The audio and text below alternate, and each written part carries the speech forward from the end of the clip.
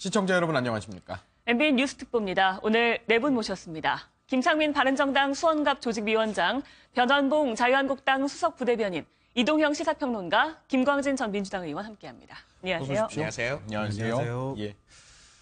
지금 국무총리 후보자에 대한 청문회가 시작되고 있는데요. 시작됐고요. 관련한 내용을 좀 집중적으로 다루게 될 텐데 이와 함께 각 정당의 관계자분들이 주로 나오신 만큼 전국 관련한 현안들 조금 시기적으로 좀 지났다고 하더라도 관련한 내용들이 있으면 좀 자세히 살펴보는 시간 오늘 갖도록 하겠습니다. 먼저 말씀드린 대로 청문회 전국이 시작됐습니다.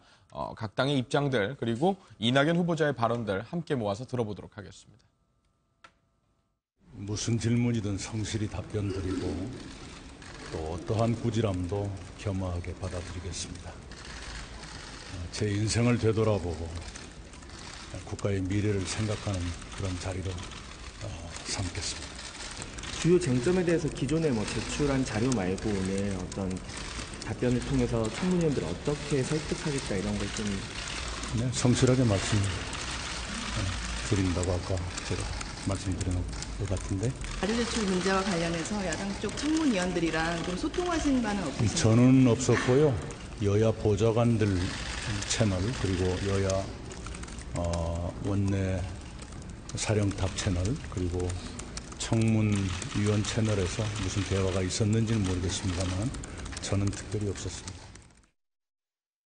새 정부 장관 인사의 출발점인 총리 후보자에 대해서도 아직 인사청문회를 시작하기도 전에 그냥 넘어갈 수 없을 만큼의 의혹이 제기되고 있는 실정입니다. 문재인 정부가 해야 할 일을 하는 데 있어서는 올바른 방향과 길을 제시하기 위해서 노력하며 적극 협조할 것입니다. 그러나 문재인 정부가 해서는 안 될 일을 하게 된다면 그것은 문재인 정부의 실패의 길로 가는 것이기 때문에 우리 국민의당은 앞장서서 이것을 막아낼 것입니다. 무조건 협치나 위기라는 이유로 빨리 해달라 그러면 그것은 저희들이 꼭 짚어서 다듬어진 정책.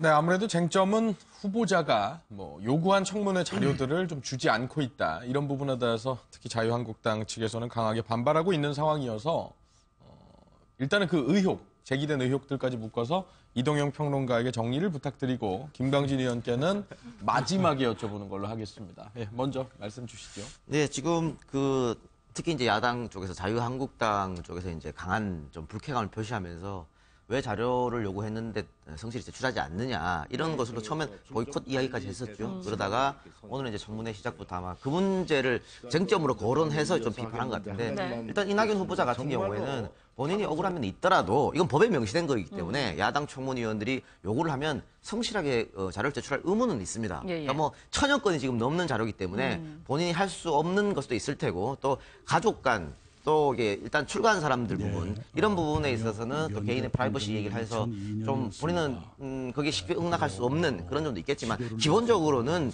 요걸 다 들어주는 거 자료를 다 주는 게 맞는 일이고요.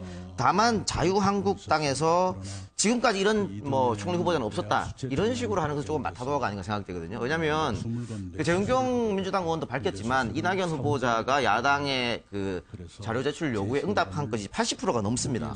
그런데 박근혜 정권 때 정홍원 총리가 65%, 이완구 총리가 55%, 한교안 총리는 78%밖에 되지 않았거든요. 그래서 당시 민주당이었던 야당도 이 문제 가지고 굉장히 요구를 많이 했어요. 이렇게 미성실하게 제출하지 않으면 어떡하냐. 그때도 자유한국당의 의원들, 당시에는 이제 새누리당 의원들이었죠. 많이 보호해주고 이랬었거든요. 그러니까 정부 지금 출범 첫 해고 하기 때문에 자유한국당이 이걸 문제 삼아가지고 보이콧 근거로 내세우고 청문회 시작부터 자료 제출로 시비를 하면 국민들은 그렇게 여기에 대해서 호응하는 분들은 그렇게 많지는 않을 것 같아요.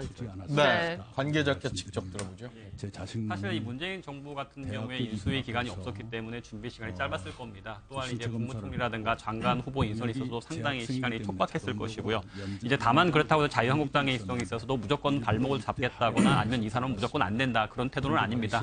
다만 이제 문재인 대통령께서 이제 대선 후보 당시에 공약했던 점에 있어서 이러이러한 후보자들은 절대 공직에 임명하지 않겠다고 말씀하신 점이 있었는데 그런 부분과 상충되는 면이 있기 때문에 일단은 여기서 무조건 끌어내리겠다, 안 된다, 기선을 잡겠다 그런 정초인 의도보다는 일단 문재인 대통령이 후보 시절에 말씀하셨던 것 그리고 후보자가 그동안 이야기했던 것에 있어서 분명히 문제는 짚고 넘어갈 것은 짚고 넘어가되 일단은 최소한 국정 수행을 위해서 정말 큰 대가가 없다면은 뭐 통과를 시키겠지만 일단은 제기된 문제에 있어서는 명확히 짚어야 한다는 필요하다는 점을 좀 말씀드리고 있습니다. 네, 자료가 일부분이 없다 뭐 이렇게 주장을 했는데 어떤 내용이 없다고 얘기를 하시는 겁니까? 일단 그 이낙연 후보자 본인도 있겠지만 가족들에 대해서 이제 자녀의 그 병역 의혹이라든가 아니면 이제 부인의 그림 고가 의혹이라든가 이런 문제가 좀 제기되고 있는 것 같습니다. 그래서 이제 부인의 뭐 그림을 2점에 900만 원에 뭐 매입했다라든지 아니면 자녀가 이 수술과 관련해서 병역 면제가 있었던 것 같은데 정확한 사정이 드러나고 있지 않다. 과거에 뭐 문제가 되긴 했었지만 그 당시에는 그렇게 이제 국가적으로 중요한 분은 아니었기 때문에 제대로 현미경 검증이 이루어지지 않았기 때문에 가족에 대해서도 한번 들여다볼 필요가 있지 않겠느냐. 그런데 그런 이제 자료가 드러나지 않기 때문에 그 점에서 한번 확인할 필요가 있지 않겠느냐라는 점입니다. 네. 바른정당은 어떻죠? 기본적으로 지금 국민의 이제 여러 가지 의혹이나 분노들이 치솟게 된 것들을 보게 되어지면은 어떤 의혹에 대해서 지속적으로 부인한다든지 또는 은폐한다든지 또 계속 이 사실에 대해서 진실을 알고 싶어하는 것에 대답하지 않은 데서부터 모든 문제가 이루어졌지 않습니까? 그렇기 때문에 지금 나오고 있는 여러 가지 의혹에 대해서 굉장히 성실하게 답변하는 자세는 매우 중요하고요. 또 자료 제출이 뭐 몇 가지는 했고 안 했고 지난 뭐 박근혜 정부보다 많이 했다라고 얘기하는데 사실 박근혜 정부의 청문회의 기준은 상식적 기준이 아니기 때문에 우리가 박근혜 정부 때보다 잘했다라고 얘기하는 것은 굉장히 잘못된 얘기입니다. 그러니까 국민의 민도와 지금 시대의 민심에 맞는 기준에 맞는 제출을 하는 것이 맞고요. 한 가지 조금만 더 부르자면 지금 이제 청문회 이 의미가 어떤 의미인지를 잘 돌아봐야 돼요. 왜냐하면 지금 청문회는 그동안 검찰개혁 적폐 청산하고 4대강 재조사하겠다라는 문재인 정부의 굉장히 핵심 주체 세력에 대한 청문회입니다. 그렇기 때문에 더 높은 기준의 도덕과 또 법적 잣대에 의해서 청문회가 이루어져야 되는 것은 너무 당연한 것이고요. 그거에 대한 어떤 공방이라든지 의혹 제기를 마치 정치적으로 풀어내는 이런 식의 한다는 것은 시대와 국민에 맞지 않다. 그리고 여기서 만약에 제대로 이 청문회를 이낙연 총리 후보자가 그리고 문재인 정부에서 해내지 못한다면은 지금까지 아주 잘해왔던 지금 인사에 대한 부분에 있어서 큰 타격을 입게 될 수 있기 때문에 잘 해내기를 좀 기대하는 바입니다. 네. 제가 짧게만 말을 하면요. 지금 박근혜 정부가 너무 못했기 때문에 거기다 비교하지 말라고 이제 기준이 더 높아져야 된다고 하셨죠. 말씀하셨고 도덕성 얘기도 하셨는데 민주당 의원, 전 의원도 나와 계시고 뭐 그렇습니다만 민주당 지지자들 또 민주당 의원들한테는 트라우마가 있습니다. 그러니까 민주정부 10년 동안 출범부터 사실은 당시 야당이었던 쪽에서 발목을 잡기 시작했거든요. 그러니까 김대중 대통령 들어와서 김종필 총리 인준해달라고 하는데 6개월 동안 거부해가지고 아무것도 일을 못 만들게 했지 않습니까? 그게 당시 IMF라는 정말 국가적 사태가 있었음에도 그런 일이 겪었습니다. 지금 문재인 대통령 취임하고 2주 지났죠. 노무현 대통령 취임하고 2주 만에 무슨 얘기 나왔습니까? 탄핵 이야기를 야당에서 그때부터 던졌습니다. 그렇기 때문에 야당 쪽에서는 그런 트라우마가 있어가지고 또 무슨 이런 얘기를 하게 되면 또 비판을 위한 비판, 발목 잡기 아니냐는 생각이 들 수밖에 없는 그런 문제가 있어서 제가 아까 그런 말씀 드렸다고 말씀드리겠습니다. 네, 일단은 제기된 의혹에 대해서 반박을 해주시고 반론을 듣죠. 저도 국회에 있을 때 청문회 많이 해봤는데 특히나 이제 황교안 총리 인사청문회 같이 했었습니다. 근데 청문회를 하게 되면 여러 가지 중에서 일단 첫 번째로 보면 이게 당사자와 관련한 의혹이냐 아니면 가족과 관련한 의혹이냐라고 하는 것에 있어서 좀 비중이 차이점이 있고요. 그리고 자료 요구에 있어서도 자료 요구 뭐 아까 퍼센티지 말씀하셨습니다만 사실은 퍼센티지보다는 하나를 안 주더라도 정말 중요한 걸 안 주는 것이 있고 이게 정말 말 그대로 법적으로 개인정보 보호와 관련한 것인데 그래서 못 주는 경우들도 있거든요. 근데 지금 현재의 상황을 보면 일단 의혹의 대부분이 이낙연 총리 후보자 본인과 관련한 내용들은 거의 없습니다. 그리고 아들과 그 부인과 관련한 내용들인데 그것도 의혹의 내용들이 그렇게 심각한 내용들도 아니고 이미 다 알려져 있었던 내용들이었죠. 그리고 소명도 충분히 이루어진 것입니다. 근데 이제 자료를 주지 않고 있다라고 아까 말씀을 하셨는데요. 그 부분에 있어서도 지속적으로 이낙연 총리 측에서도 발표를 했습니다만 없는 자료에서 없다고 발표를 했는데 그걸 자료를 주지 않는 것이라고 말하면 어떻게 되냐라고 말하고 있는 거지 않습니까? 예를 들자면 이런 거죠. 그 아들의 병역 문제가 계속 이제 문제가 됐었는데 군대를 보내달라고 탄원서까지 냈다는 것이 다 이미 공개된 거 아니겠습니까? 근데 어깨 탈골로 군 면제가 됐는데 그래서 이제 자유한국당 측에서 그러면 추가적으로 어깨 탈골 관련한 수술 받은 게 있느냐라고 요구를 했고 그래서 총리 측에서 후보자 측에서 그런 수술을 받은 적이 없다라고 했는데 받은 적이 없다라고 했으면 그걸 답변이 승인이 된 것인데 수술 받은 적이 없어서 없다고 얘기를 하는 거 가지고 자료를 주지 않고 있는 것이다라고 말하면 안 되는 것이고요. 두 번째 의혹으로 보자면 부인이 이제 그림을 그리시는데 특히나 이제 전남개발공사라고 하는 네네. 그 공공기관에서 그림 2점을 400만 원과 500만 원을 가지고 900만 원을 들여서 구입해줬다라고 하는 점이죠.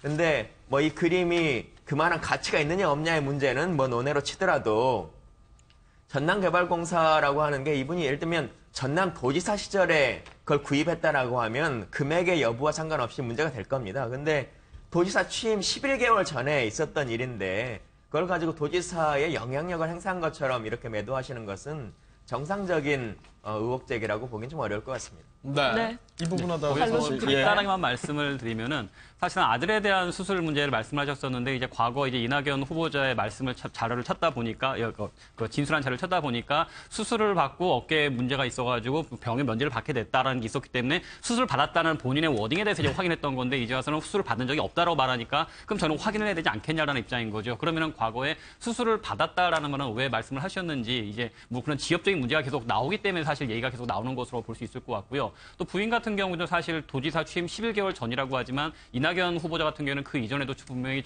전남에서 여러 가지 정치 활동을 많이 하셨기 때문에 상당히 영향력이 강하셨었죠. 또 11개월 전이면 이미 뭐 차기 전남도지사에 누가 나가느냐 하마평도 무상한 상황이었기 때문에 굳이 영향력이 없다로 보기는 좀 곤란하지 않을까 싶습니다. 이건 사실관계 하나만 바로잡으면요. 2001년도에 신검을 하고 2002년도에 어깨 수술을 받았습니다. 그렇게 발표를 한 거고요. 자유한국당에서 요구를 한 것은 병역 면제 이후에 수술을 추가로 받은 것이 있느냐라고 말한 거기 때문에 그건 없다고 말씀드린 겁니다. 그러니까 이후에 치료 내용과 관련해서는 후보자가 자료를 내지 않고 있다, 뭐 이런 입장이었던 것 같습니다. 일단 이 부분에 관련해서는 이낙연 총리 후보자가 인사청문회 중에 아주 성실하게 대답을 한다고 했으니까요. 어떻게 되는지 한번 살펴보고요. 그 밖에 예정된 청문회들이 많습니다. 야당에서는 송국 검증을 하겠다라고 뭐 예고를 한 부분이 있으니까요. 어떤 후보자에 대한 송국 검증이 필요한지 그 부분도 좀 듣겠습니다. 언론에서 나오고 있는 얘기는 이제 지역적으로 뭐 이제 강경화 외교부 장관 후보자 같은 경우에는 뭐 장녀의 위장 전입, 이중국 국적 문제 그런 이제 지역적인 얘기가 나오고 있기는 하죠. 근데 사실상 그런 뭐 이제 의혹적인 측면도 있긴 하겠지만 이제 뭐 지금 인사에 되시는 분들 같은 경우에는 상당히 파격적인 인사고 상당한 개혁성을 보여주고 있습니다. 그건 물론 모든 국민들이 공감을 할 것 같습니다. 저도 볼 때 상당히 파격적이고 개혁적인 인사라는 것에는 저도 상당히 놀라고 있는 면이 있는데 사실상 근데 한 부처의 수장으로서 한 부처를 이제 통과하는데 한 가지 두 가지 점에서의 개혁성과 한 두 가지에서 장점을 가지고 그 해당 분야 정책을 전반적으로 아울 수 있느냐. 사실 그런 정책적인 검증도 필요하지 않을까 싶습니다. 그러니까 물론 이제 인사청문회 대상은 아니지만 조국 민정수석 같은 경우에는 사실 검찰 개혁과 검찰에 상당히 관심이 많으시죠. 근데 그분께서 과연 사정 라인 전반을 관장할 수 있느냐. 물론 인사청문회 대상이 아니기 때문에 논의가 되는 건 아니지만 강경화 외교부 장관 후보자 같은 경우에도 여성 인권이라든가 그런 면에서 상당히 우월한 능력이 있는 것은 인정할 수 있겠지만 과연 이분이 실제로 4강 외교에 있어서 그런 측면을 할 수가 있겠느냐. 정말로 국정 전반, 외교 정책 전반을 아우를 수가 있겠느냐. 그러면서도 검증이 아마 상당히 있을 것으로 예상되고 있습니다. 일단 인사청문회 때 또 청문회 때나 이제 나오는 문제인데요. 의혹에 대해서 명쾌하게 대답하면 끝납니다. 그리고 이제는 국민들께서도 그 문제에 대해서 판단할 수 있는 능력이 충분히 있죠. 그래서 이번 문재인 정부도 사실상 국민이 정권 교체를 이룬 거 아니겠습니까? 그래서 지금 이제 지금 이낙연 총리에 대해서 얘기하는데 좀 뭐 병역 이런 얘기 나오는데 그거 명쾌하게 얘기하면 되는 거고요. 근데 예를 들자면 이제 상속세 누락 문제들 또 병역 문제들이 왜 이렇게 국민적 의혹이 있을까? 이 문제에 대해서 알 필요가 있어요. 뭐냐면은 지금 국민들은 이제 부당한 부의 계승이라 그리고 또 부당한 그 부모나 또 소수의 사람들의 권력의 남용의 문제에 대해서 이의를 제기하고 저항한 겁니다. 근데 이 의혹이 거기에 해당하는 거죠. 그래서 이게 혹시나 부당한 부의 계승이 아닐까 또는 권력의 남용의 문제가 아닐까 하는 문제고 그것은 적폐 청산한다는 거고 같이 일맥상통한다는 얘기예요. 그렇기 때문에 이 문제에 대해서 국민적인 어떤 민심에 근거한 대답을 해줘야 될 필요가 있고요. 그다음에 지금 이제 다른 이제 인선들을 보면은 저는 그렇게 생각합니다. 굉장히 혁신적이고 개혁적인 인선이라고 생각을 하는데 그게 자유한국당 입장인지 모르겠는데 제가 보고 대다수의 국민을 볼 땐 너무나 당연한 국민의 눈높이와 시대의 현실에 맞는 역량을 가지고 있는 사람들을 그냥 상식적인 근거에서 인선을 한 거예요. 예, 그렇기 때문에 저는 사실 좀 기대감이 있긴 합니다. 특히 뭐 여기 이제 몇몇들을 다 거론하긴 그렇지만 제가 이제 경제민주화라는 모임을 할 때 김상조 교수님하고도 많은 얘기를 했는데 굉장히 합리적인 상식적인 어떤 이제 경제 개혁 어떤 그 인식을 갖고 있는 사람이라서 다만 이제 다른 문제에 있어서 아까 말씀드린 문제에 대해서는 명쾌하게 해서 미래적인 과거적인 얘기보다도 미래적인 청사진을 통해서 이 과정을 좀 나아가는 것이 지금의 적절한 상황이 아닌가 이런 생각을 갖습니다. 예, 그 잠깐만 정리를 하면 이런 부분들이 있는 것 같습니다. 그러니까 뭐 제기된 내용에 대해서 명확하게 답변하는 자세가 필요하다는 게 김 전 의원 말씀이시고 변 부대변인께서는 그러니까 능력은 좋으신 분들이 있는데 그 능력이 그 직위와 딱 맞아떨어지느냐 이 부분에 대한 이견이 있으시다는 거죠? 이게 지금 변 부대변이 말이 자기 맞아지려면 예. 청문회가 사실은 그 정책적으로 청문회가 돼야 되거든요. 이 사람이 과연 이 역할을 잘 수행할 수 있는지 이런 것들을 살펴보고 얼마나 이 직책에 대한 이해도가 높은지 앞으로 정책을 어떻게 펼쳐나갈 건지 이렇게 돼야 되는데 네네. 사실 민주당도 야당일 때는 그거 잘 못했잖아요. 그러니까 신상털기가 될 수밖에 없습니다. 어쨌든 이 사람의 약점을 좀 잡아야 된다. 이런 생각이 강하고 그렇게 해야 내가 청문위원으로서 스타가 된다 이런 생각도 있고 그러기 때문에 그래서 아마 이번에도 신상털기 쪽 갈 확률이 높은데 앞으로는 조금씩 우리가 민주주의가 발달하다 보니까 그걸 바뀌어야겠죠. 그래서 지금 뭐 이낙연 총리 후보자가 지금 청문회 한참 진행되고 있고 내일도 할 것 같지만은 아마 다들 예상하기에 청문회 통과는 문제 없으리라고 다들 지금 보는 것 같습니다. 여러 가지 뭐 의혹은 있습니다만. 그런데 이제 다른 후보자들도 이제 청문 일정이 잡혀 있지 않습니까? 근데 다른 후보자들 중에서 지금 원래 청문회를 하게 되면 뭐 야당 의원들도 여러 가지 문제점을 살펴보지만 제일 먼저 언론이 검증을 시작하죠. 그게 언론이 하는 일이고. 근데 다른 후보자들에 대해서 문제는 나오지 않고 지금 강경화 후보자에 대해서만 나오고 있는 것 같아요. 도덕성 문제가. 그건 이제 청와대가 먼저 이러한 문제가 있습니다 하고 어떻게 보면 대국민한테 보고하는 그런 상황이 됐는데 두 가지 문제가 있지 않습니까? 자녀 위장 전입하고 또 국정 문제도 있었고요. 이중국적 문제 이런 게 있었는데 자녀 이중국적 문제는 사실 우리가 항상 비판하는 것은 병역 면탈이 있거든요. 근데 지금 강경 후보자의 자녀는 이제 일단 성별이 딸이고 또 후천적으로 국적을 딴 게 아니고 선천적으로 땄기 때문에 이 문제에 대해서는 국민적으로 그렇게 반발이 없을 것 같습니다. 다만 위장 전입 문제는 문재인 대통령이 후보 시절에 5대 비리는 절대로 임명직에 인사하지 않겠다라고 얘기했는데 그렇다면은 본인이 이야기한 원칙을 스스로 저버린 것 아니냐 이런 비판은 이제 충분히 받을 수 있는 상황이거든요. 그러니까 이런 비판 받되 다만 지금 불거진 이 두 개 이외에 또 다른 의혹이 만약에 불거진다면 사실 민주당에서 이 부분에 대해서는 소위 말하는 커버하기 좀 어려운 그런 상황일 수도 있겠죠. 예, 뭐 공수의 역할이 지금 굉장히 선명해진 느낌이 조금 있는데 말씀을 부탁드립니다. 예, 근데 야당 시절에도 발목 잡기가 있지 않았느냐라고 뭐 생각할 수도 있겠습니다만 우리 김상민 의원께서 잘 말씀해 주신 것처럼 지난 박근혜 정부의 인선이라고 하는 게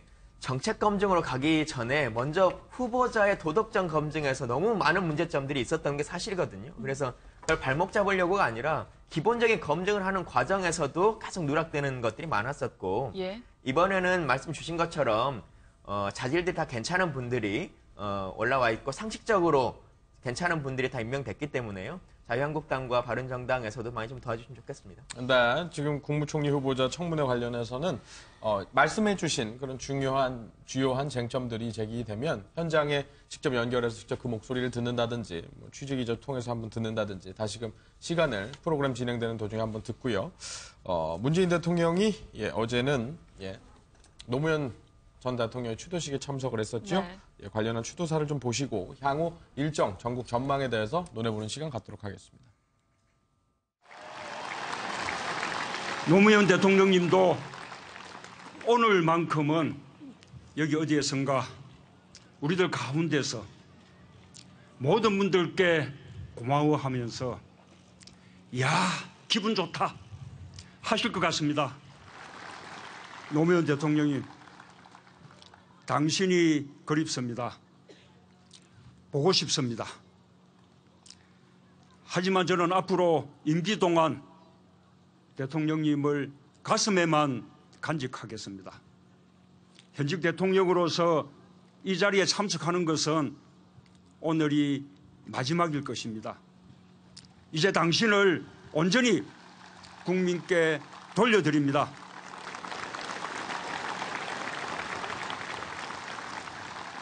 반드시 성공한 대통령이 되어 임무를 다한 다음 다시 찾아뵙겠습니다.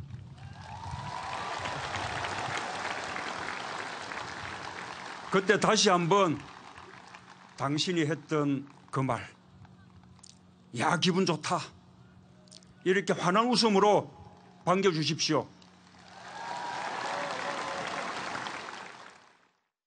네, 지금은 먼저 질문을 드려야 할 것 같은데 이걸 경선 후보 당시에 이제 추도식에 대통령 자격으로 참석하고 싶다. 그러니까 대통령 후보가 되고 싶다. 대통령이 되고 싶다. 뭐 이런 맥락에서 이해를 했었는데 참석한 부분에 대해서는 뭐 이른바 약속을 지켰다고 볼 수가 있겠네요. 예, 약속을 지킨 부분이 있고 또 방금 내용에서 같이 보셨습니다만 이번에 이제 당선된 첫 해기 때문에 와서 인사를 드린 것이고 임기 중에는 더 이상은 방문하지 않겠다. 그리고 성공한 대통령이 돼서 당당하고 자신 있게 다시 또 찾아뵙겠다 이렇게 말씀 주셨는데요.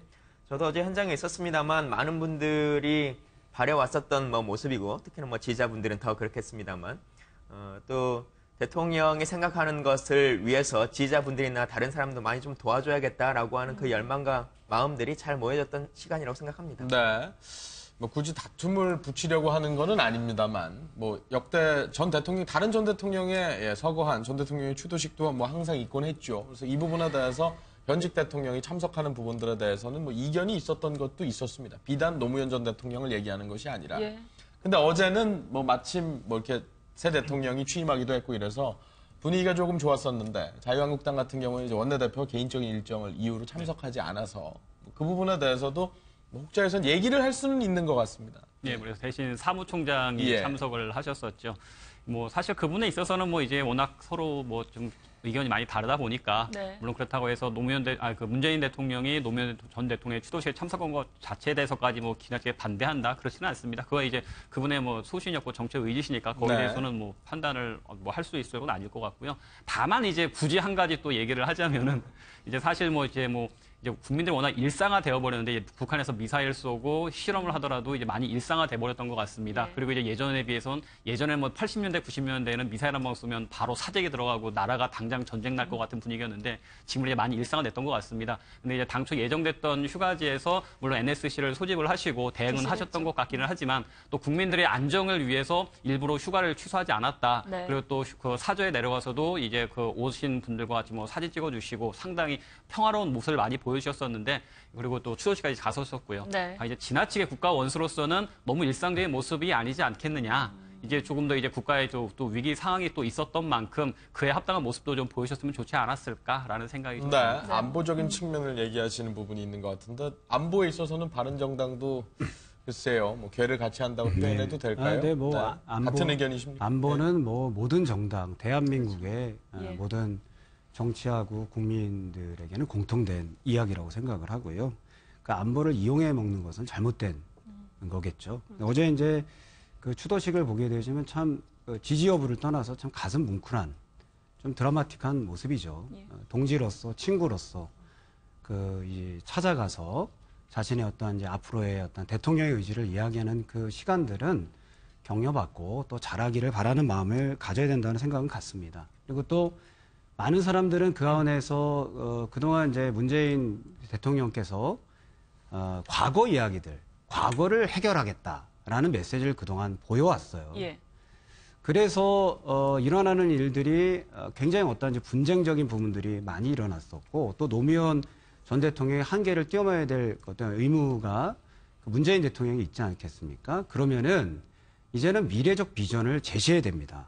앞으로 대한민국이 어떻게 먹고 살게 될 것이고 이런 수많은 강대국 가운데서 주체적인 대한민국의 국민으로서 자랑스러운 대한민국이 될 수 있는지에 대한 그런 의지를 마련하는 것이 되게 중요한 일이기 때문에 저는 그런 비전에 대해서 나와야 되는데 지금 봐서는 일종의 좀 미디어적인 어떤 이제 쇼적인 요소도 좀 있고 그리고 또 과거의 메시지에 좀 매몰된 부분이 있는데 향후의 메시지에도 기대를 하고 또 이제 노무현 전 대통령의 그 매력적인 얘기죠. 기분 좋다 뭐 이런 얘기들. 그런데 인간 노무현으로서는 사람들이 사랑했고 존경했지만 대통령 노무현에 대해서는 굉장히 많은 반대와 또 평가들이 달랐던 부분들이 많습니다. 그래서 이제 문재인 대통령이 마무리할 때는 대통령이 기분 좋다가 아니라 국민들이 야, 정말 기분 좋다. 예. 행복하다라는 대답을 들을 수 있는 그럴 수 있는 대통령이 되기를 바라는 것이고 그렇게 되기 위해서 야당에서는 예. 올바른 대통령의 국정 운영이 되기 위해서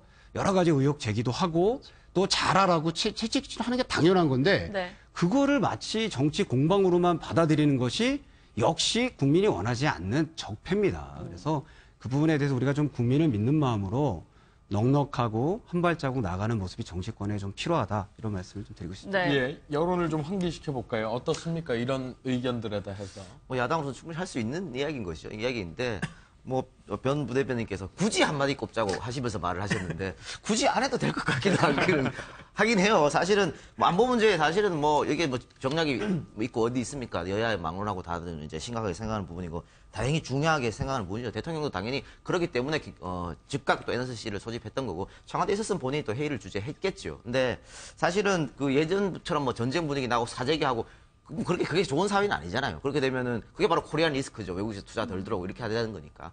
오히려 국민들이 안심하게 하는 이런 모습이 저는 좋았다 보고 예. 사실은 노무현 대통령 추도식에 참석하는 것은 노무현 대통령과 문재인 대통령 관계를 국민들도 다 알고 있기 때문에 그 부분에 대해서는 모든 국민들이 다 이해를 하시리라고 보고요.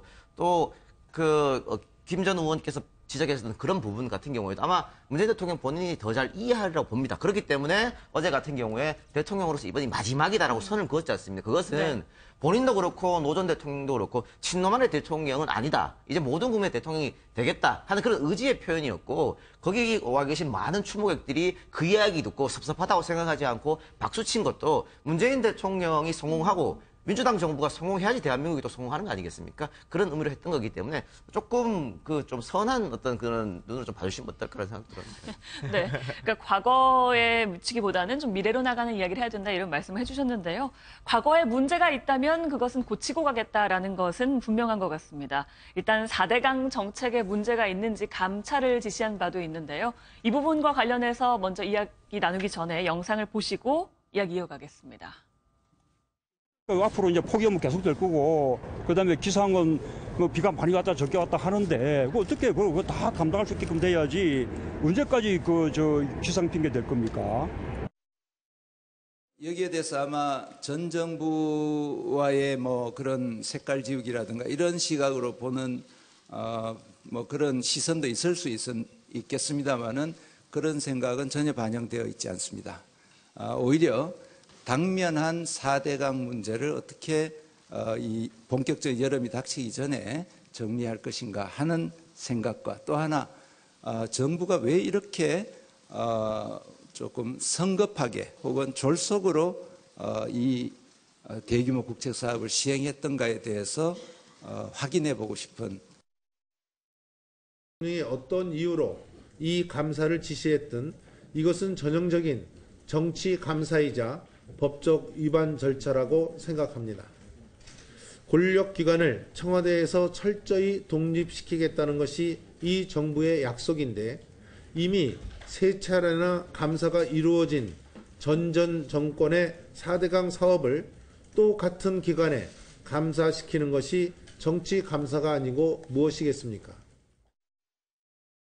4대강에 녹조도 생기고 또 만든 지도 몇 년 지났기 때문에 현재 어떤 문제점이 있는지를 조사하고 파악해서 더 좋은 방법을 찾는 것은 필요하지만은 그것이 혹 지지난 정부에 대해서 정치적 보복으로 비춰질 수 있는 재감사라든지 재수사는 신중할 필요가 있다.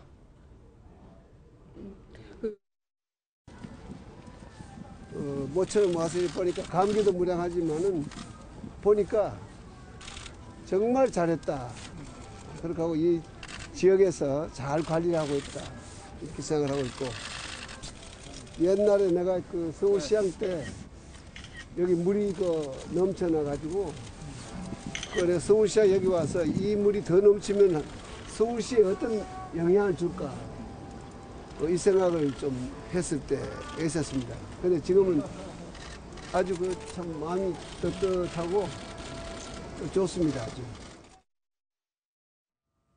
네, 문 대통령의 업무 복귀를 얘기하면서 이제 미래 양산에서 이른바 양산구상 또는 미래구상에 대해서 저희가 얘기를 하겠다고 말씀을 드렸기 때문에 그 부분은 나중에 다시 꼭 질문을 하겠습니다만 일단 요 나온 부분에 대해서 관계자분들이 계시기 때문에 묻지 않을 수는 없을 것 같습니다. 4대강 관련해서 입장차가 첨예합니다. 누가 봐도 한눈에 봐도 일단은 편이 갈라진 모습을 느낄 수가 있습니다.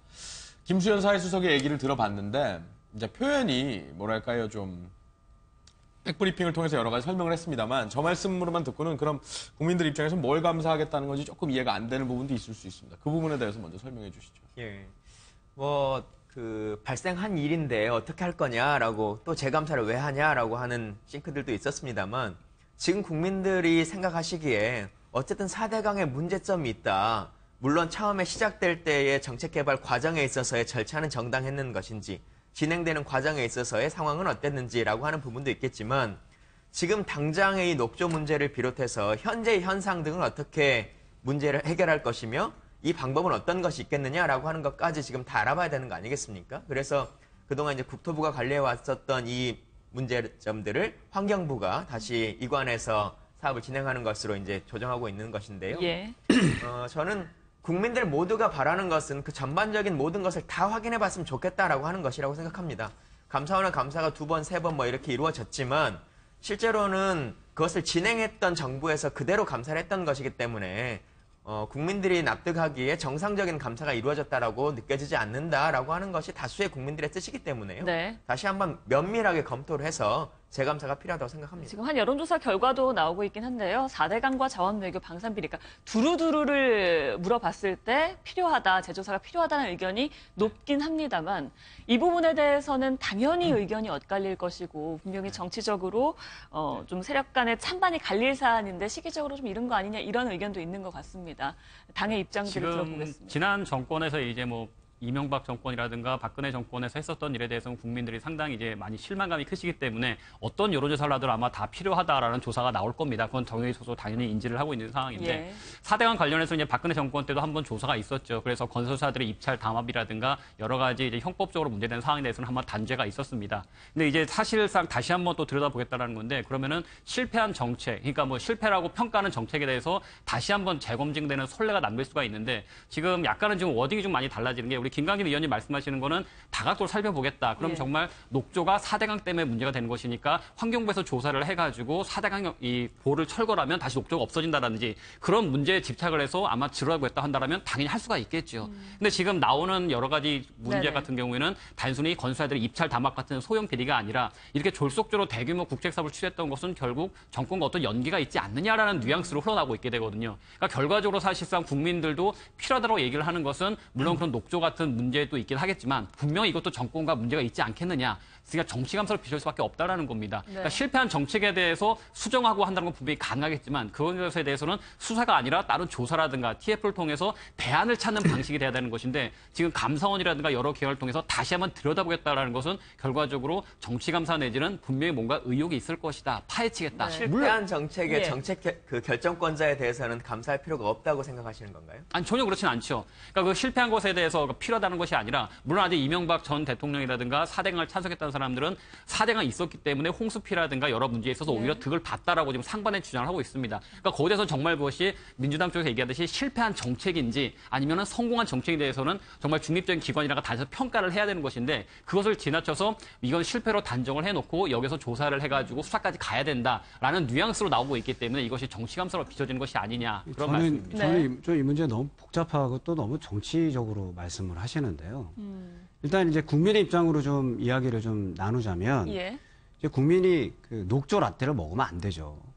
그죠? 그럼요. 예, 근데 거기에 이제 오염된 물 먹게 만드는 일을 막기 위해서 어떤 일을 하는 게 첫 번째 아니겠습니까? 그리고 이제 두 번째는 정확한 이제 진단이 있어야 됩니다. 정확한 진단이 있어야지만이 그리고 정확한 프로세스가 나올 수 있는 거죠. 그리고 또 우리 아름다운 강에 물고기가 죽으면 안 되잖아요. 예. 그래서 4대강에 대해서 다시 왜 이런 일이 있는지 한번 조사해 보자는 겁니다. 물고기가 이제 건강하게 잘 돌아다니고 네. 그리고 또 생태계 파괴되지 않고 우리 국민들이 녹조라떼 그 이상한 거 먹어서 배탈 나고 건강 해치는 게 아니라 건강한 상수 만드는 일을 시작하자고 하는 것이 굉장히 중요한 포인트였는데 너무 이번 정부에서 마치 지난 4대강은 한 사람들은 다 어떻게 다 뭐 이렇게 문제가 있고 이런 식으로 초점을 맞추니까 정치적인 어떤 제기의 의무만 됐기 때문에 그것들도 잘 접근했으면 참 좋겠다는 생각을 갖고요. 예. 그리고 아까도 얘기했지만 정책적인 그런 어떤 이제 청문회가 되자라고 말씀하셨잖아요. 그럼 이거 역시 우리 이 문제를 어떻게 해결할지 미래적인 어떤 대안을 제시할 수 있는 그런 어떤 이제 과정이 돼야 됩니다. 예. 그리고 무엇보다 원칙이라는 게 아니 본인의 잣대할 때는 그 뭐 이렇게 공세를 하면 이거 공세다 나쁘다고 얘기해 놓고 그리고 다른 데는 굉장히 정치적으로 이렇게 공세를 펼치듯이 힘을 갖고 휘둘리는 형태가 되면은 도대체 적폐 청산을 하고 또 검찰 개혁을 하고 4대강을 개혁하는 주체에 대해서 국민들이 어떻게 믿겠어요? 잊지 말아야 될 것이 있어요. 뭐냐면 지금 뭐 90%에 가까운 어떤 국정 운영에 대해서 국민들이 박수 쳐주는 거는 우리 대한민국 잘 되라는 어떤 기대와 또 응원입니다. 그런데 선거 결과를 보게 되어지면 60%에 되는 사람들은 문재인 이 정부에 대해 그 당시 후보에 대해서 의문점을 갖고 있거나 굉장히 반대했던 사람들이라는 거예요. 그렇기 때문에 자칫 오만하고 또 원칙의 잣대가 나로부터 시작되지 않는 모습이 지속되는 모습을 보이고 또 공세를 펼치고 패권주의 모습이 보이기 시작하면은 굉장히 어려질 거다. 그리고 문재인 정부가 어려진다는 건 결국 대한민국 어려지는 거 아니겠습니까? 이 문제에 대해서 정확한 좀 출발이 이루어지는 게 맞다라고 생각합니다. 예, 네, 먼저 읽겠습니다. 어찌 보면 뻔한 말씀을 아주 진지하게 말씀해 주셨는데 중요한 건 그거 같아요. 결국 누구나 아까 말씀하신 것처럼 지금 국민들이 녹조 라떼를 먹으면 안 된다라고 하는 건 인정하죠. 물고기가 예. 사는 것을 이후에 어떻게 할 것이냐라고 하는 것은 신임 정부가 책임져야 될 문제입니다. 그런데 더욱 중요한 것은 앞으로도 그렇고 뭐 문재인 정부도 마찬가지겠습니다만 잘못된 정책을 어떤 정부가 다 저질러 놓으면 그냥 다음 정부는 그걸 수습하는 것으로만 끝나면 되는 것이냐. 그렇지 않는 거지 않습니까? 그것을 발생했을 때 수습하는 것은 어쨌든 감당해서 책임지는 문제고 그 전에 정책 결정과 입안에 있어서 어떤 절차적 문제가 있었는가라고 하는 것을 복귀해 봐야 앞으로 또 다른 문제가 발생하지 않는 것인데 그 문제를 복귀해 보자라고 하는 것에 대해서 왜 또 다시 복귀하냐? 그냥 잘못된 정책이니까 이걸 빨리 잘 해결만 해라라고만 말씀하시면 안 되는 거죠. 그러니까 그거 한마디로 말씀을 드리면 제 말 추세는 또 바른정당에서 이제 김상민 의원님 말씀과 같이 하지 말자라는 것이 아니라 말씀하셨던 것처럼 환경부가 주도해서 정말 4대강으로 해서 치수 사업이 제대로 됐던 건지 아니면 정말 녹조롯데가 생겨서 문제가 됐던 건지 4대강을 철거해 사업을 다시 원점으로 되돌려서 보를 철거했을 때 그럼 이 문제들이 해결되면서 다양한 대처할 수 있는 방안은 무엇인지를 환경부 주도해서 일을 하고 그 와중에서 문제가 생긴다면 감사원에서 한번 재감사를 하면서 조사한다는 건 물론 동의를 합니다. 근데 이제 순서가 바뀐 게 아니라 감사원이 주도를 끌고 갈 게 아니라 환경부에서 주도를 끌고 가면서 관련 문제에 대해서는 감사원이 보완하고 수사기관이 조사한다면 거기서는 할 말은 당연히 없겠죠. 근데 감사원이 나서면서 하다 보니까 이게 당연히 정치감사, 정치보복 우려로 비치기 때문에 순서가 이거 워딩이 잘못됐다라는 거죠. 아니 두 분이 사실은 우려하는 부분도 문재인 대통령이 걱정하고 있는 부분이에요. 그렇기 때문에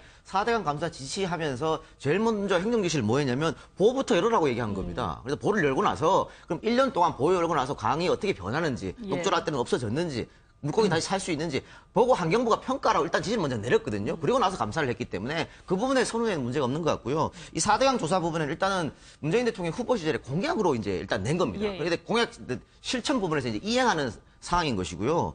또 지금 아까도 우리 화면에서 여론조사 봤습니다만 국민의 대다수가 찬성하는 부분이고 특히 바른정당 지지자들 세부적으로 들어갔을 때 바른정당 지지자들도 71.5%가 4대강 재조사는 찬성하는 부분이기 때문에 자유한국당을 제외한 나머지 부분 국민들은 다 찬성하리라고 저는 보고 있고요. 또 두 번째는 사실 그 지금 자유한국당에서 이거 하면 안 된다고 반대 논리를 또 전 MB 대통령 측에서 반대 논리를 뭐라고 들고 나오냐면 지난 정권에 3번이나 하지 않았느냐. 왜 또 하느냐. 그럼 정치보복 아니냐. 이렇게 얘기하는 거거든요. 근데 그 3번 중에 2번은 MB 정권에서 했습니다. MB 정권 하에서 MB 정권의 감사원이 감사를 했는데 과연 제대로 됐을까 의문점이 있는 것이고 나머지 한 번은 MB 정권을 잇는다는 박근혜 정권에서 했는데 그때는 3번째 감사에서는 분명히 문제가 있다. 여러 가지 문제가 있다고 지적됐고 청와대에서도 이건 심각한 문제가 있으니까 이렇게 되면은 지시를 밝혀야 된다고 대통령이 직접 워딩으로 얘기한 적도 있습니다. 그런데 뭐 김기춘 실장이 들어오면서 그게 좀 규조가 바뀌었다. 뭐 이런 이상돈 의원도 그런 얘기를 뭐 하더라고 이번에. 뭐 그렇게 바뀌었기 때문에 이번에는 제대로 한번 조사를 제대로 못했기 때문에 제대로 한번 해보자는 그런 의미 같고요. 또 이 그 4대강 사실 사업 같은 경우에 우리가 다 어쨌든 총체적 부실이라고 한 거. 두 번째 감사에도 총체적 부실이라고 지적됐습니다. 세 번째는 담합도 지적된 거고. 이게 한두 푼 들어가는 국책 사업이 아닙니다. 22조가 들어가는 국책 사업이에요. 1, 2조짜리 국책 사업도 수십 번의 공청회를 열고 수십 번의 청문회를 열고 수십 번의 환경평가를 하고 합니다. 근데 이것은 22조가 들어가는데 그렇게 안 됐습니다. MB 대통령이 이거 하면은 일자리 20만 개 창출된다 그랬습니다. 몇 개 창출됐습니까? 1000개도 창출 못했습니다. 이런 문제, 그럼 그 돈은 다 어디로 흘러갔는지 이런 것들 전 정부 때 제대로 못했기 때문에 이번에 다시 한번 해보자는 의미고요. 이명박 전 대통령 측에서 꺼리낄 것이 없다라고 말하면서도 하지 말라고 하는 것은 앞뒤 말이 안 되는 거죠. 꺼리낄 것이 없으면 3번 감사, 4번 감사 뭐가 문제가 있겠습니까? 지금 네. 저희가 잠깐 빠져 있었더니 목이 좀 잠기네요. 예. 그 자유한국당이나 바른정당에서 아까 뭐 대표, 원내대표, 현재 비대위원장이신 두 분의 말씀 들어보면 그냥 반대거든요. 일단은 뭐 세부적인 전제를 달긴 하셨는데 두 분은 취지에는 찬성할 수 있는데 절차적인 문제를 제기하는 것처럼 아니, 비춰지는데. 거기서는 좀 예. 제가 이제 예. 파악한 거로 좀 다르기 때문에 그냥 무조건 반대한다는 얘기가 아니라 예. 제대로 잘해야 된다는 대안을 저희 정당에서는 얘기한 겁니다. 지금도 제가 말씀드린 거죠. 녹조라떼 먹으면 안 되고 물고기 죽으면 안 된다. 그리고 또 그렇게 되는 원인을 살펴봐야 된다라고 하는데 주된 이 방향과 이 검증의 포인트가 무엇인지에 대해서 국민들에게 잘 설명을 설득해야 되는 것이고 국민들도 그 얘기하는 것이죠. 그런데 이거 가지고 또 정치적인 사안 삼아서 정치 쟁점화하고 정치적 이득을 하는 행위로 보이지 않으라고 이야기하는 겁니다. 그래서 저희 뭐 원내대표님도 그렇게 저는 말씀하셨다고 생각을 하고요. 네. 지금 이동영 우리 평론가께서 말씀하셨지만 그런 거예요. 감사 문제 없으면 감사 또 하면 되죠. 뭐 찔리는 게 있으니까 하지 말자라고 얘기하는 거 아니냐라는 의혹을 또 자유한국당에서도 그렇게 비추면 안 된다고 저는 생각하고요.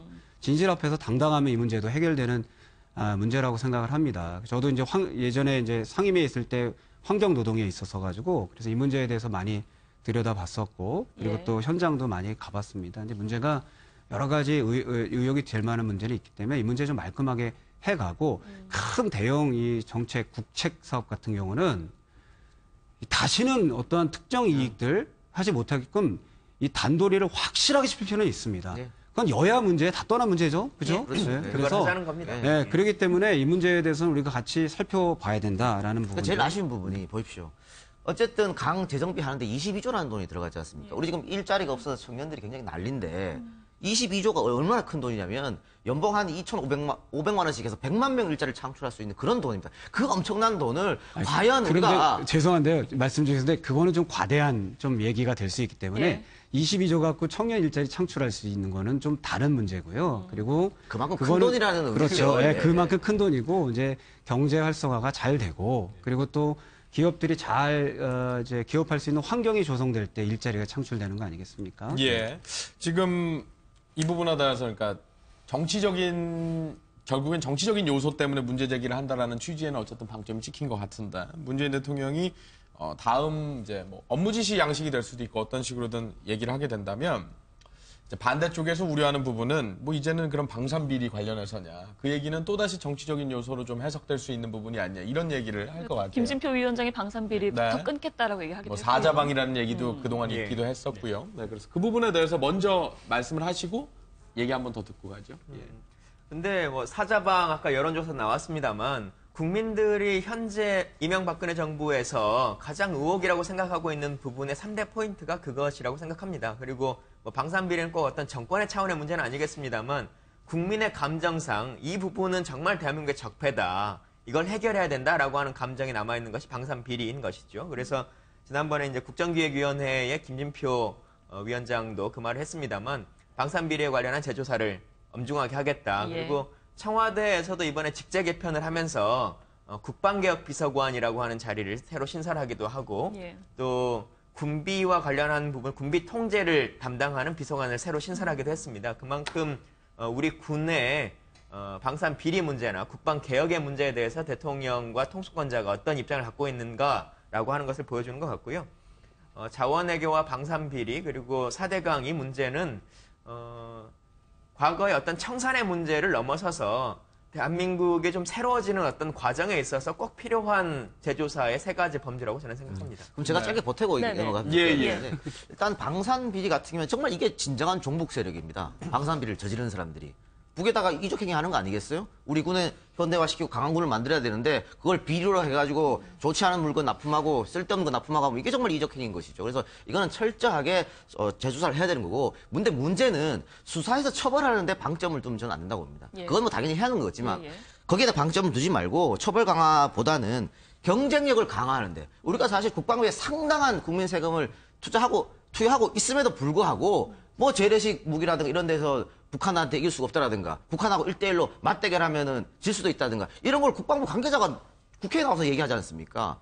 그걸 누가 국민이 납득하겠습니까? 그렇기 때문에 방산비리는 경쟁력을 강화하는 쪽으로 아마 김진표 위원장도 그런 식으로 이제 얘기를 한 것 같아요. 네. 이 부분에 대해서 만약에 이 일이 이제 뭐 가능성 높은 전제가 되겠죠. 김진표 위원장이 직접 말씀을 했으니까. 예, 실제로 뭐 전담 TF도 만든다고 하고. 예, 그래서 그렇게 된다면 그러면 뭐 아직 뭐 공식적인 입장이 나오진 않았지만 개인적인 의견을 전제로 여쭤보죠. 그러니까 사실 저는 좀 정치인들의 좀 안타까운 점 중에 하나가 물론 그 취지상에 공감하면서도 워딩 자체를 잘못하면서 좀 문제가 커진 경우가 많은 것 같습니다. 그러니까 사실 이제 진짜 개인적으로 전제했을 때 저 개인적인 경우에도 이명박 대통령이 그래 대통령이 되더라도 제발 4대강하고 자원 얘기는 좀 하지 말아라라는 지지자들 꽤 많았습니다.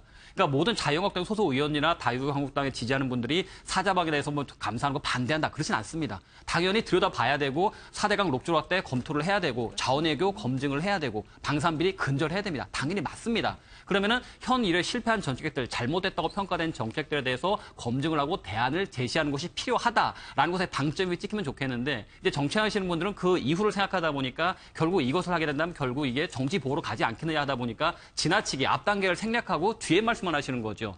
당연히 아마 이제 뭐 당에서도 공식 입장이 나갈 때 당연히 4대강 사업이라든가 자원외교 방산비리에 대해서 들여다볼 필요는 있을 것이다. 하지만 다만 이것이 정치 감사가 되거나 전 정권에는 정치 보복에 대해서는 안 된다라는 말씀을 하실 것이고 그럼 방점부터 거기 찍히겠죠. 그러면 또 자유한국당 사람들은 다 과거 적폐청사에서 반대하는 사람들로도 낙이 찍힐 수가 있을 것이고 그러니까 이제 물론 이제 균형 잡힌 거 필요하긴 하겠지만 일단 저희도 언론 입장에서는 사자방에 있어서 들여다보고 검토할 필요가 있고 검증할 필요가 있다는 것은 분명히 동의를 합니다. 그리고 또 한 가지 말씀을 드린다면 이제 그 앞서 말씀하셨던 것처럼 이제 미래를 좀 볼 필요가 있거든요. 근데 이제 문재인 대통령께서 물론 이제 취임 1년 동안에는 말씀하셨던 공약이 적폐청산이었으니까 그 부분을 들여다보시고 잘못된 것을 시정하시는 방향을 밟으실 수밖에 없으실 겁니다. 하지만 이 흐름이 계속 된다면 결국 임기 5년 내내 결국 그러면 과거와 싸우면서 정치 보복으로 끝났다라는 우려가 될 수밖에 없거든요.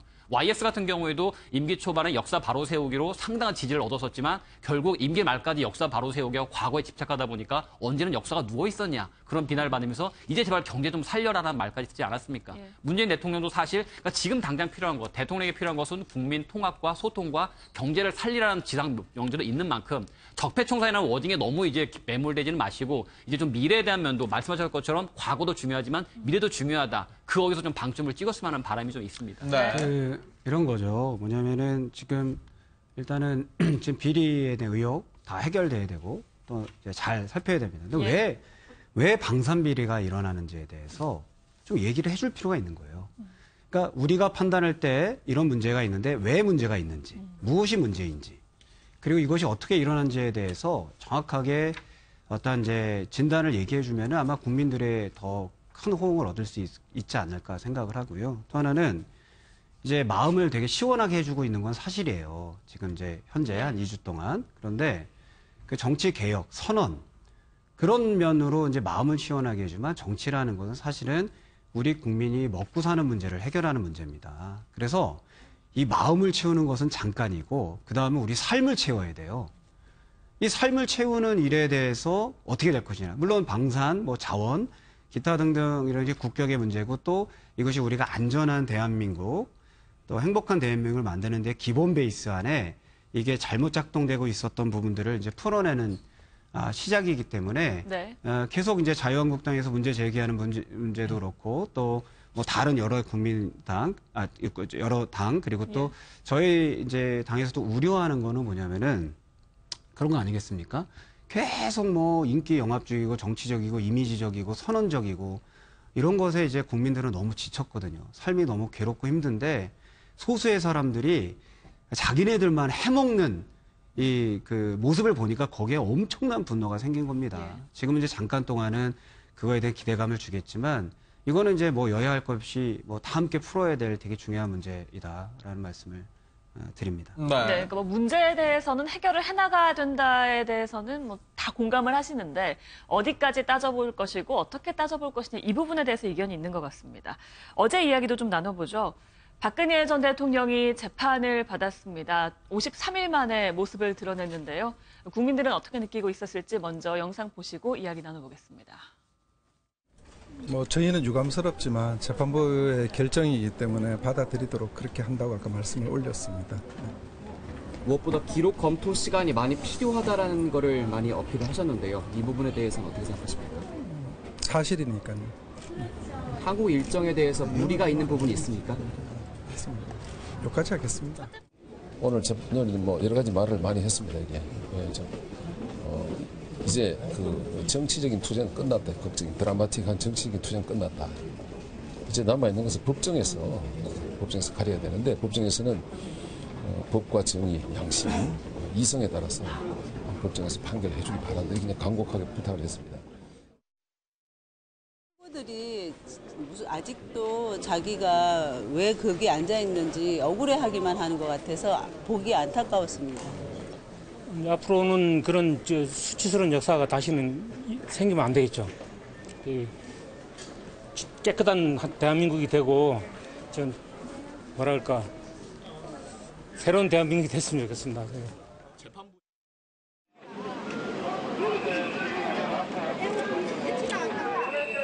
쿠데타를 이렇게 놓고 무슨 대통령을 그래. 뭐 때문에 저렇게 만든 거야. 아무도 하나 못 막으면서.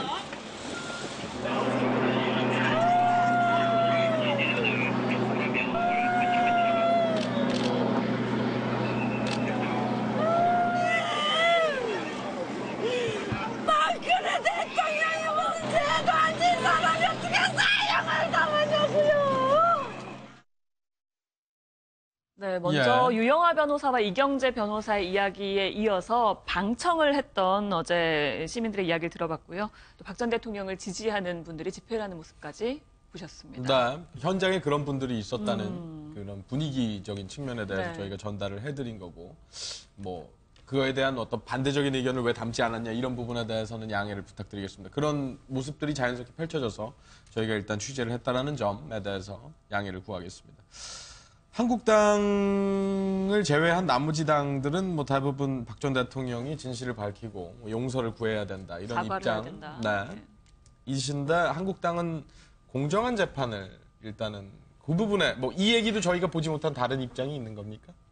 공정한 재판은 그냥 원론적인 입장이죠. 사실 또 한국당 입장에서 저희 당에서 내놓은 대통령이기 때문에 특별히 어떤 입장을 내고 자체가 곤란하겠죠. 근데 다만 이제 뭐 그분에 대해서 뭐 공정한 재판을 바란다라는 입장인 것 같고, 이제 개인적인 아쉬움을 좀 들자면은 박근혜 대통령이 이제 물론 상당히 억울함과 섭섭함 같은 게 상당히 좀 있는 것 같습니다. 물론 이제 본인은 나는 돈 한 푼 받지 않았는데 최순실이 받은 걸 내가 받은 걸 뇌물이라는 걸 이게 과연 법적으로 맞는 것이냐, 그런 억울함도 있는 것 같습니다. 근데 다만 이제 개인적인 입장으로 한번 소회를 말씀을 드린다면 박근혜 대통령이 사실 억울한 면이 있고 섭섭한 면이 있다고 하더라도 일단 한 나라의 국가를 이끌었던 분으로서 주변 관리를 못했던 것 자체도 분명히 흠은 될 수는 있거든요. 그러니까 거기에 대해서 일단 본인이 억울함을 토로하기 전에 먼저 국민들한테서 좀 그러한 점을 좀 보인 점이 좋지 않았을까라는 그런 아쉬움은 있습니다. 그러니까 한국당의 입장을 내기 좀 애매할 수밖에 없었던 것이 사실 뭐 공정한 재판을 바란다는 원론적인 입장 외에 그렇다고 이제 박근혜 대통령한테 본인한테 사과를 해라 할 수 있는 것도 아닌 것 같고, 그건 이제 본인이 판단하셔야 할 문제이기 때문에 사과를 강요할 수는 없는 것이거든요. 그러니까 그 부분에서는 이제 박근혜 대통령이 스스로 재판 과정에서 본인의 억울함이 소명됐다고 생각을 하면 이제 그때서야 이제 뭐 다시 전직 대통령으로서 국민들께 뭐 유감을 표한다, 송구스럽다라는 하듯이든지 그걸 이제 본인이 풀어야 될 문제라고 생각하고, 저희 당에서는 일단 어쨌든 제대로 보필하지 못한 잘못된 점에 대해서 사과하는 수준으로 해야 되지 않을까 싶습니다. 근데 그런 원론적인 입장이라고 이름표를 붙여주셨습니다만, 공정한 재판을 기대한다라는 것은 그 반대되는 생각에 대한 우려가 있기 때문이 아니냐. 시청자 입장에서는 그렇게 받아들일 수도 있을 것 같은데, 이동현 평론가께서는 그런 뭐 여론적인 측면에 대해서 한번 시각을 보여주신다면 어떠십니까? 아니 뭐 이게 국민들이 지금 재판이 뭐 치우쳐진 정치적 재판이거나 혹은 박근혜 전 대통령을 어떻게 몰락시키기 위해서 음부론적인 재판을 벌이고 있다고는 아무도 생각하지 않으실 겁니다. 그리고 지금 속속들이 재판이 진행되고 이제 선고도 내려질 텐데, 일단 뭐 김영재 씨나 박지원 씨 같은 경우에 또 실형이 선고된 부분 아니겠습니까? 앞으로 주변 관련인들이 거의 다 아마 유죄가 선고될 걸 보이거든요. 그러면 모든 사람들이 다 유죄인데 그 이 국정농단 사건의 핵심에 있는 박근혜 전 대통령만 죄가 없다고는 할 수도 없는 거 아니겠습니까? 그런데 본인이 지금 본인한테 쏟아진 15개 혐의를 모두 지금 하나도 인정하지 않고 있거든요. 근데 이 스탠스는 뭐 대국민 담화할 때도 그랬었고요. 또 검찰하고의 조사 때도 그랬었고, 기 때문에 앞으로 이 스탠스를 계속 유지할 것 같은데 그 부분에 대해서 이제 국민들이 좀 아쉽고 아프고 하는 부분이에요. 그러니까 대통령으로서 본인한테 씌어진 혐의가 억울할 수 있겠지만 그래도 자신이 잘못한 걸 제일 잘 아는 사람은 대통령일 수 있거든요. 그러면 마지막으로 재판장에 서서 어떻게 보면 정말 마지막 기회일 수도 있거든요. 국민들한테 자신의 죄가 어떤 것인지 이야기하고 또 솔직히 사죄하는 모습을 보이는 게 대통령에서 마지막 예의가 아닌가 그런 생각이 듭니다. 네. 참 정말 안타깝고 가슴 아픈 일이죠. 사실 저 모습을 보고 속 시원해하는 사람은 별로 없을 거라고 생각합니다. 근데 참 다시는 잊지 말아야 될 모습이라서 저도 어제 저 모습을 보면서 참 마음이 우울하고 안타깝고 참 괴로웠었습니다. 예. 그런데 왜 저런 일이 발생했을까? 그런데 또 자유한국당에선 왜 공정한 그런 재판을 해야 된다는 얘기가 왜 나올까라는 것을 좀 살펴보면 그 법치주의와 민주주의에 대한 이해 부족에서 나오는 겁니다. 그러니까 박근혜 전 대통령께서 왜 저렇게 됐냐면 법치주의와 민주주의를 잘 이해 못했어요. 법치주의는 법대로 아니면 뭐 국민을 다스리겠다 이게 아니라 아시는 것처럼 모든 통치권자도 법에 의해서 통치하는 거 아니겠습니까? 그렇죠? 근데 내가 깜빡하고 이거는 법이 위반인지 몰랐다. 이 법치주의는 몰이에요. 그리고 국민이 주인된 이 민주주의에서 오만과 독선에 대해서 국민이 탄핵을 심판한 겁니다. 그래서 근데 이제 왜 억울할까 하면 애국하는 마음이 그러면 과연 없었을까? 있었죠. 있었다고 저는 생각합니다. 어떻게든지 누구를 위해서인지 또 사람들이 의문이 갖겠지만 애국하는 마음이 있었는데 내 마음은 왜 못 알아주고 이렇게 나를 이렇게 파렴치하게 취급을 하냐라는 데서 나오는 건데 이게 참 너무 놀라운 일이고 안타까운 거예요. 법치주의, 민주주의에 대한 이해를 아직도 사실은 못하고 있는 데서 지금 나오는 안타까운 일이 아닐까. 그래서 이번 정부에서도 민주주의, 법치주의 계속 이렇게 팔지 말고 거기에 대한 정확한 이해 속에서 하는 것이 중요한 일이다라고 저는 생각합니다. 네, 이런 반대되는 시각이 해석이 있을 수 있다라는 측면에서 간단하게 여쭤봤는데요. 부여드린다면 이제 너무 정치적으로 해석을 해주신 것 같은데 공정한 재판을 원한다고 하는 것은 그렇다고 박근혜 대통령에 대해서 물론 이제 그 죄값을 치르라라는 말을 하긴 그렇지요. 그러니까 그분이 본인은 나는 뇌물 안 받았으니까 뇌물죄가 아니더라고 우기더라도 그것이 법적으로 뇌물죄에 해당한다면 어쩔 수 없지 않느냐. 대신에 증거에 따라서 명확히 판단해달라는 원론적인 입장만 발표하셨던 거지 의원이 바른정당 김상민 의원께서 너무 좀 정치적인 해석을 하셨던 것 같은데 그렇지는 않습니다. 이제 아까 말씀드렸던 것처럼 원론적인 입장을 표현하는 것 외에는 조금 곤란하니까 나머지는 이제 그분이 해결하실 문제죠. 아까 이동현 평론가님 말씀하셨던 것처럼 아쉽다는 것이 국민들께 큰 사고를 준 국민들께 아직 사과하지 못한 것이 아쉽다는 말씀하셨던 것처럼 그런 사과는 본인이 풀어주셔야 될 문제거든요. 그러니까 저희 여기서 박정희 사과하시라 강요할 수는 없는 거거든요. 사실 아까 말씀드렸던 것처럼 그냥 공정한 재판을 바란다 원론의 입장을 표현하는 선에서 그분에 있어서 거기에 대해서 평가가 이루어지길 바란다. 그분께 모든 걸 맡긴다라는 뜻으로 좀 보시면 좋을 것 같습니다. 근데 자유한국당은 계속해서 이게 유체이탈식으로 본인들이 책임 없고 마치 재판장이 잘하면 못하는 이런 식으로 얘기하면 안 되는 거예요. 이게 왜 이렇게 생겼습니까? 이거 다 박근혜 대통령의 권한 그 밑에서 장사하고 정치적 장사하고 이용하고 활용하고 끝까지 지금도 이러면 통곡하고 죄송하고 할 말이 없다. 유구무원 해야죠. 유구무원. 그리고 죄송하다고 국민께 발표하는 게 그게 태도죠. 이 태도와 자세가 잘못된 겁니다. 그런데 마치 공정한 재판을 해서 이거 누구 잘못입니까 도대체? 예? 다들 말씀을 하셨으니까 재판 자체에 대한 얘기만 하나만 첨언하자면 사실 재판부의 공정한 판결이라고 하는 것은 당연한 것이고 그것에 대해서 부인하는 사람도 없다고 생각합니다. 다만 지금 국민들이 생각하는 것은 법리라고 하는 것, 법정 안에서 법리 다툼을 해라라고 하는 것이 사법부에게 요구하는 것이 아니라 박근혜 대통령 측에게 요구하고 있는 것이거든요. 지난 헌법재판소의 재판 결과나 재판 진행 과정들을 다시 한번 복귀해 보신다면 법원과 국회 측에서는 법리 다툼으로 계속 이것을 끌고 갔었고 어떤 문제가 있는지를 계속 논의해 왔었습니다만 실제로 박근혜 대통령 측의 변호인단이 이 재판을 법리 다툼이 아니라 정치 재판으로 만들려고 했었고 그렇게 운영해 왔었던 것이거든요. 그렇기 때문에 이번에 형사 재판에 있어서는 진짜 박근혜 대통령 측 변호인단들이 법리 재판으로서만 이것을 좀 진행하셨으면 좋겠다. 이것을 스스로 정치재판화로 만들어가지 않으셨으면 좋겠다는 것이 국민의 바람이라고 생각합니다. 네, 한 말씀 기회를 더 드려야 될 것 같은데. 특별히 드릴 말씀이 있을 건 아니고요. 뭐 그거는 뭐 그야말로 박근혜 대통령에게 모든 공이 남겨져 있는 것이죠. 그분이 이제 변호인과 상의해서 해야 될 문제이신 것 같고, 그래서 저희 자유한국당에서 탄핵에 대해서 불복했던 적은 없습니다. 헌재 결정에 대해서 충분히 취지를 존중한다는 논평을 냈었고요. 거기에 대해서는 뭐 저희도 뭐 특별히 드릴 말씀은 없습니다. 예. 각 정당 관계자가 좀 나오신 만큼 국민의당은 아쉽게도 모시지 못했습니다만 양해를 좀 구하고요. 예, 각 당별 지지율 상황을 좀 보도록 하겠습니다. 단순히 숫자가 의미하는 것은 그냥 단순히 숫자가 아니라 기대치를 말하는 것이고 또 그에 따르는 뭐 지지세를 말 그대로 말하는 것일 수도 있겠죠. 그래서 이 부분에 대한 네. 시간이 얼마 남지 않았기 때문에 각 당이 분석하고 있는 마음 네. 그런 가짐을 한 가지씩 민주당부터 들어보는 듣죠. 걸로 예. 이동현 평론가께서는 국민의 마음을 대변해 주시는 걸로 알겠습니다. 예.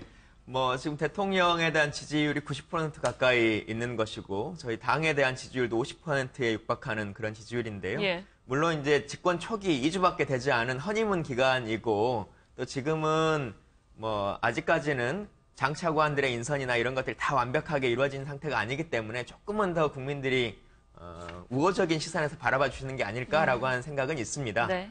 이 마음들을 좀 잘 이어가서 제대로 된 국정 운영으로 마지막까지도 이 지지율을 유지해 나가도록 노력하도록 하겠습니다. 바른정당 같은 경우에는 유승민 후보가 이 젊은 층 또 소위 온건한 모습 주창하시는 따뜻한 보수 이런 부분에 대한 어필이 많이 됐다라는 그런 인식들은 사실 있었습니다. 뭐 여론조사랄지. 근데 당 자체의 지지율은 그 이후로 뭐 이렇게 크게 달라지는 부분들이 없어서 그 부분을 어떻게 분석하고 계신지 궁금해집니다. 뭐 일단은 이제 정권 초기이기 때문에 그 정권 초기에 대한 이제 민주당 그리고 또 문재인 정부에 대한 기대치가 많기 때문에 그쪽에 이제 쏠려 있고 또 이제 나온 결과들을 보니까 뭐 이제 더불어민주당 외 다른 정당의 지지율들이 도토리 키재기식으로 이렇게 나온 것 같아요. 예. 그런데 그런 거로 따진다면은 바른정당에 대한 지지는 사실은 뭐 조금 더 올라간 형태의 네. 모습일 수도 있다라는 예. 거는 이제 사실 정치는 현실이기 때문에 그 현실의 어떤 힘을 구축하는 것은 힘이 많이 드는 건 사실이에요. 특히 우리나라처럼 지역 정당 또 이제 세대적 어떤 대결에까지 이루어진 정당 안에서 새로운 정말 상식적이고 합리적인 정치에 예. 뿌리를 내는 게 쉽지 않지만 근데 이후에도 계속 국민들께서 보내주시는 응원들이 있어서 저는 앞으로 바른정당을 중심으로 해서 새로운 보수적 합리적 정치들이 시작될 거라고 예. 확신하고 있고요. 네.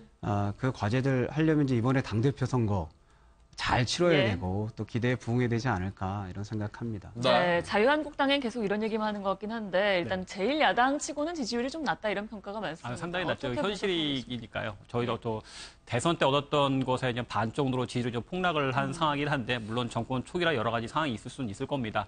하지만 이제 안에서 지켜다 보면은 저희 내부의 목소리를 외부에 표출하는 거에 상당히 좀 미흡하고 소통의 능력이 부재하다라는 말씀은 좀 아프지만 드려야 될 것 같습니다. 그러니까 사실 언론에서는 친박 대 비박해서 또 홍준표 후보와 뭐 다른 친박에 누가 또 당권 경쟁하는 것이 아니냐라고 나오고는 있지만 예. 사실 당내에서는 이제 박근혜 대통령 퇴임으로 친박이라는 계파 자체가 완전히 분열돼 버리고 네. 각 중진들이 개별적으로 활동하고 있는 상황인데 오히려 여전히 언론에서 이제 그런 것을 제대로 하지 못하는 거 있는 걸 보니까 조금 안타까운 면은 있는데 일단은 저희가 좀 매를 호되게 맞는 시기인 만큼 호되게 네. 맞으면서 정말 제1야당으로서 보수 정당으로서 가치를 보여주면서 다시 한번 재평가를 받는 시기가 돼야 될 것이고 그동안 어려운 시기 속에서 한번 좀 제대로 허리띠를 졸라매야 될 것 같습니다. 알겠습니다. 짧게 부탁드리겠습니다. 지금 민주당이 정당 지지도 지금 압도적으로 받는 것은 뭐 민주당이 잘해서가 아니고 문재인 대통령 개인기로 지금 올라오는 그런 상황인 것이죠. 그리고 다른 정당 같은 경우에는 또 반대적으로 지금 말씀하신 것처럼 뭐 친박이니 비방이 다툼이 있을 것이다 이렇게 쓰고 있기 때문에 국민들은 어쨌든 시끄러운 집안을 좋아하지 않거든요. 그런 점에 있어서 조금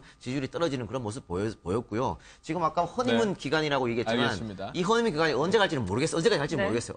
어쨌거나 언론이나 야당이나 그렇게 예전처럼 발목 잡게 하는 게 없기 때문에 알겠습니다. 문 지지 올라가고 거기에 따라서 민주당 지지율이 올라가는 거겠죠. 네, 알겠습니다. 오늘 말씀 여기까지 듣겠습니다. 고맙습니다. 고맙습니다.